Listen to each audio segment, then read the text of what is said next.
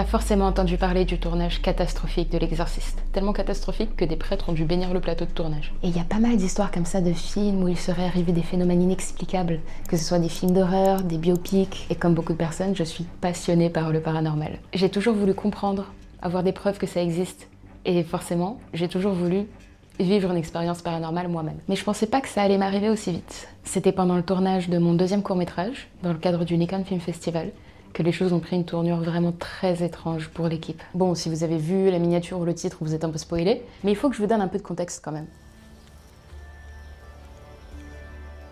Je le dis direct, on tournait un film sur le paranormal. Dans ce film, pendant 2 minutes 20, on suit l'histoire d'un jeune homme qui fuit ses démons et rencontre un feu follet, une créature fantastique représentant une métaphore pour son addiction. Un feu follet, c'est un phénomène physique très simple qui existe dans la vraie vie. Quand un corps se décompose, il libère du phosphore qui s'enflamme au contact de l'oxygène, formant ainsi une petite boule de feu. Cette boule de feu est très volatile, donc dès que tu t'en approches, dès que tu fais bouger l'air, elle se déplace. Et elle est généralement de couleur bleue, parfois verte, parfois jaune. Et ça arrive généralement dans les marécages et les cimetières, là où il y a le plus de corps en décomposition. Imagine-toi, t'es un paysan au Moyen-Âge et tu te perds en forêt la nuit. Là, du coup, tu vois une petite lumière, forcément tu te dis c'est un voyageur ou c'est une maison, on va pouvoir me guider. Sauf que cette lumière, elle s'éloigne au fur et à mesure que t'en approches, et tu finis dans un marécage et personne te retrouve. À cette époque-là, on attribuait ça aux fées, aux farfadets, qui avaient des esprits très malicieux, qui n'étaient pas aussi gentils qu'on le représente aujourd'hui dans les médias, et on appelait ce phénomène en particulier le feu follet. Le contexte est donné, revenons-en au film.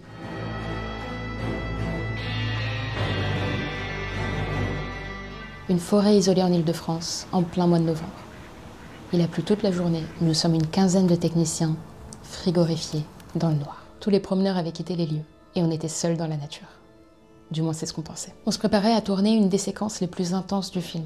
La première rencontre entre ce jeune homme et le feu follet, qui l'envoûte et l'attire à lui. Ce qu'il faut savoir, c'est que les acteurs, quand ils jouent une scène, en fait, le terme « jouer » n'est pas vraiment approprié. Ils vivent la scène véritablement, sinon on n'y croirait jamais. Et l'acteur, en quelque sorte, imaginait vraiment matérialiser ce feu follet même devant lui. Pour lui, il croyait en son existence, là, face à nous. Et honnêtement, ce qui s'est passé ce soir-là nous a vraiment donné l'impression que le paranormal s'était invité parmi nous. À partir du moment où tu donnes l'action, le silence se fait total. Tout le monde retient son souffle et l'atmosphère semble se figer. L'acteur peut s'imprégner de cette atmosphère et se connecter à l'émotion de la scène. Okito lève les yeux, comme c'était prévu dans le script. Et à ce moment-là, il voit apparaître devant lui le feu follet. Et là, sans prévenir, alors que tout était calme, des cris d'oiseaux commencent à retentir un peu partout autour de nous. C'était pas des chants habituels. C'était des cris d'alarme. C'est comme si la forêt elle-même réagissait à la scène qui était en train de se dérouler. Bon, bien sûr, j'ai réutilisé ça au montage, et sur le moment, on n'y a pas vraiment prêté attention avec l'équipe, mais j'avais quand même une petite voix dans ma tête qui me disait qu'il y avait quelque chose de bizarre. Peut-être que c'était dû au phénomène qui nous a un peu poursuivis tout le long du tournage et qu'on vous raconte en fin de vidéo avec l'équipe du film, mais une partie de moi, quand même, mon intuition me disait que c'était peut-être lié à quelque chose qui était arrivé bien avant le tournage.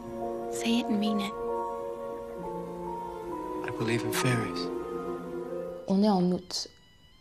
J'ai fini le scénario et je fais les repérages de décors pour le film en Bretagne. Oui, de base, on voulait tourner en Bretagne, sauf que la météo nous en a empêchés. Bon, le budget aussi un peu. On est resté quelques jours, donc on a eu le temps de voir la famille une après-midi, et pendant une promenade, j'ai vu, pour la première fois de ma vie, un cercle de fées.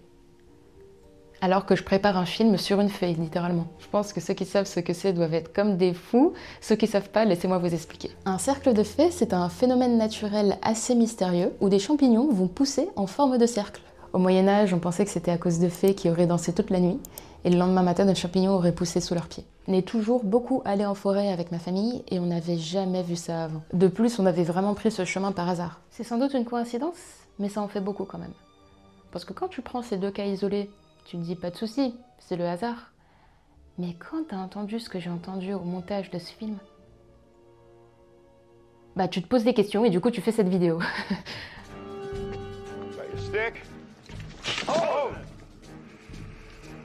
J'avoue, j'ai regardé pas mal de vidéos paranormales et je suis plutôt familiarisée avec tous les outils et les types de phénomènes, dont un en particulier, les EVP. Ça te parle? Les EVP, ce qui signifie Electronic Voice Phenomena, ça désigne des enregistrements audio, souvent captés lors d'enquêtes paranormales, où l'on entend des voix ou des sons inexplicables qui n'étaient pas présents et que personne n'a entendu pendant l'enregistrement. Eh bien, j'ai remarqué quelque chose de très étrange en faisant la synchronisation des fichiers audio au montage. Pour t'expliquer rapidement comment ça se passe l'enregistrement audio et vidéo sur un tournage, déjà on utilise une caméra et un enregistreur son avec des micros, mais 2 outils séparés parce que chacun va être spécialisé soit dans la vidéo, soit dans le son. Tu vas avoir plus de composants électroniques qui vont te donner une meilleure qualité audio ou vidéo. C'est pour ça que là j'utilise un micro plutôt qu'utiliser celui de la caméra. Pour te donner un exemple, voilà la qualité de l'audio de la caméra. En effet, on enregistre le son avec la caméra également. Ça va nous servir de piste témoin pour synchroniser le fichier vidéo avec les fichiers audio au montage. Et lorsque je m'occupais de cette synchronisation, j'ai remarqué quelque chose de très bizarre. Au moment où je donne l'action sur une des premières prises du film, voilà ce que j'ai entendu. Et... Action. Action. Action. C'est bizarre, c'est très bizarre. Et ce son, il n'est présent que sur la piste audio de la caméra. On dirait que quelqu'un manque de s'étouffer à côté. Le son, il est assez bas. Donc, il aurait fallu être assez proche de la caméra. Je me souviens parfaitement de la configuration. Tu avais le chef-op à droite de la caméra, j'étais juste à gauche, et derrière nous, à je dirais 2-3 pas, 2-3 grands pas, il y avait l'équipe. Et je peux vous assurer que personne dans l'équipe n'a fait ce bruit au moment où j'ai donné l'action, parce que si quelqu'un fait le gorille à côté de toi, tu l'entends clairement. Et encore une fois, tout le monde fait silence. Là, si tu dois tousser, mon gars, t'es dans the quiet place. Bon courage à toi. Alors, si quelqu'un a une explication à donner, franchement, sentez-vous libre de le faire, parce que jusqu'à aujourd'hui, j'en ai pas trouvé. Mais ça, c'est clairement pas le truc le plus inexplicable qui nous est arrivé sur ce tournage. Last but not least.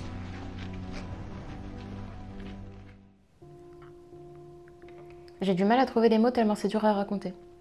Salut Ilona. Tu vas bien? Bah super, super. Hein. La forêt où on a décidé de tourner, c'est vraiment le dernier lieu où on se serait attendu à ce que quelque chose comme ça nous arrive. Le premier jour de tournage, on est arrivé en plein après-midi.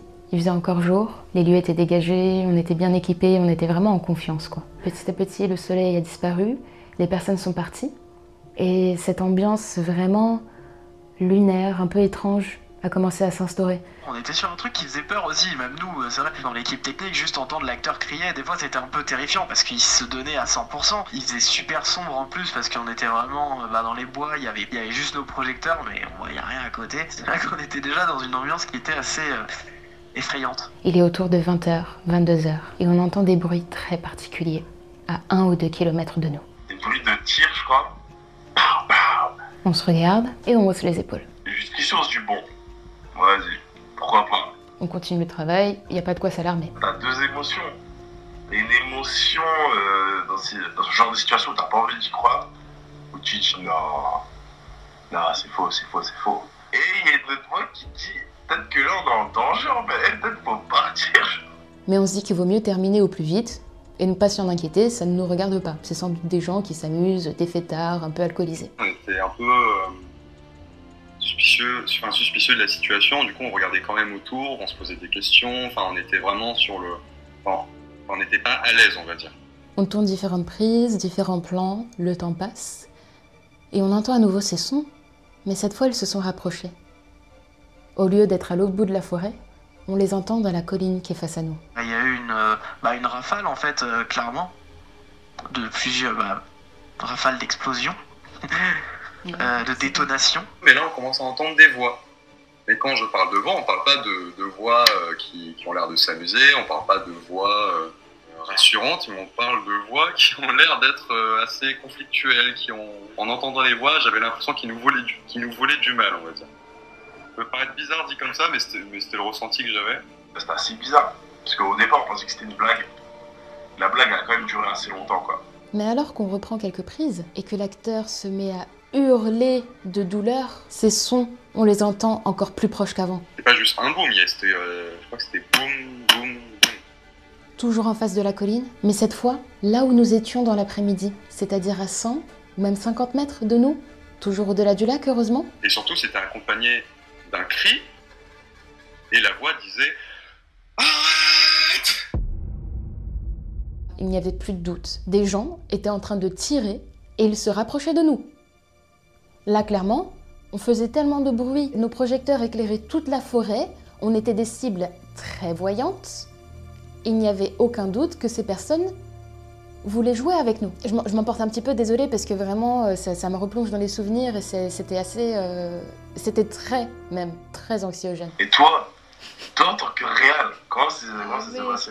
Et je me dis, mais toi, tu l'as vécu comment, dans le sens où... parce qu'en fait, moi, dans ma position de photographe plateau, c'est possible pour moi de pas forcément tout le temps regarder la scène. Sauf que toi, en tant que réal, t'es focus sur la scène, t'es focus sur ton comédien. Je pense que, pareil que toi, à partir du deuxième coup de feu, j'ai commencé à le prendre au sérieux. Et il y a une sorte de compte à rebours qui s'est enclenché dans ma tête. Je me suis dit, ok, s'ils ont mis tant de temps pour faire ce chemin-là, on a tant de temps pour terminer. On va essayer de faire au plus vite. Donc vraiment, j'ai compartimenté, je me suis concentrée sur le thème de réal pour qu'on termine super vite. Jusqu'au bout. On aura peur après. Il y a peut-être une personne qui est morte, bon, vas-y, après, le tournage va y commencer. Je peux pas me permettre une nouvelle journée de tournage, tu sais quoi, on va faire semblant. Non mais c'est exactement ça, tu sais, tu gardes la face un peu pour l'équipe aussi. Mais c'est vrai qu'au dernier coup là, oui, tu te souviens, on avait le choix entre est-ce qu'on reste sur cette dernière prise ou est-ce qu'on continue et on fait d'autres prises. Et là on réentend un truc, on se dit ouais c'est bon, on se casse. C'est vrai que ça a mis la frousse à tout le monde sur le plateau, c'était terrifiant. Et c'est pour ça que je crois que c'est le rangement matériel le plus rapide et le plus efficace que j'ai vu sur tous les courts-métrages que j'ai fait. Et on ne sait toujours pas ce que c'était. Peut-être que c'était effectivement je sais pas, des gamins qui faisaient les cons avec des pétards, mais je me dis à cette heure-ci. Mais aujourd'hui, là actuellement, je ne saurais pas répondre. Je ne sais pas ce que c'était exactement. Faut pas sortir la nuit dans cette région. Le truc, c'est qu'on saura jamais la vérité. En soi, c'est impossible de savoir. Sur le sujet, je suis un peu controversé parce que je me dis, tirer autant de rafales, parce qu'il y a eu des grosses rafales, en fait, avec une arme à feu, c'est clairement pas possible parce que, par exemple, pour avoir... J'ai quelques connaissances dans le domaine, mais pour avoir un fusil de chasse déjà, la plupart, ça va être en catégorie C qui vont l'avoir, donc ils demandent juste une autorisation de chasse. Ça va être des juxtaposés, donc tu pourras tirer que 2 coups et après tu seras obligé de recharger. Ou sinon tu peux, avec certaines armes en catégorie B, mais c'est limité à 6 coups. Et pour moi, il y avait plus de rafales que 6 coups. Alors à part s'il y avait plusieurs chasseurs, du coup qui sont nombreux, il y avait des oiseaux, tout ça, mais il y a des chasseurs justement, des chasseurs en fait qui sont pas des chasseurs. Ça arrive dans certaines villes, surtout à la campagne, où il y en a qui ont aucune autorisation de chasse, des armes qui sont d'ailleurs pas forcément déclarées, qui chassent la nuit. Parce qu'un vrai chasseur ne chassera jamais la nuit, ça n'a aucun intérêt. Tout le gibier intéressant dort, il se réveille que au petit matin. Ou est très caché et c'est presque impossible à trouver ou à voir. Okay. Pour moi, chasser dans la nuit, c'est presque impossible. Et des pétards, en fait, des gros pétards, parce que ça existe, c'est compliqué à trouver, mais c'est possible de trouver des gros pétards, c'est une thèse plus probable. Mais voilà, on n'est jamais à l'abri quelqu'un qui chasse comme ça parce qu'il est complètement taré dans sa tête. Mais après, dans l'ensemble, c'était un très bon tournage, on s'est bien amusé. Mais c'était juste sur ce soir-là, c'était un peu flippant. C'était un peu flippant, je t'avoue. Voilà tout l'historique des phénomènes paranormaux qu'on a vécu sur ce tournage. Franchement, c'était assez particulier à vivre. Je sais pas si je voudrais refaire l'expérience. Peut-être que si, au final. En tout cas, ce que j'aimerais bien, c'est avoir une réponse. Après, d'un côté, est-ce que l'attrait, justement, c'est de ne pas savoir, de ne pas l'avoir, la réponse? Parce qu'on n'en aura sans doute jamais. En tout cas, pas de notre vivant. Mais go mettre toutes les théories et débunker ça en commentaire parce que j'ai hâte de savoir ce que d'autres personnes peuvent en penser. Et si t'as vécu une expérience paranormale en tournage aussi, franchement, viens la raconter en commentaire parce que je suis certainement pas la seule qui adorerait la connaître. En tout cas, merci d'avoir regardé cette vidéo. Et si tu veux en apprendre plus sur les coulisses de l'audiovisuel et apprendre la réalisation, n'hésite pas à checker ma chaîne et on se dit à la prochaine.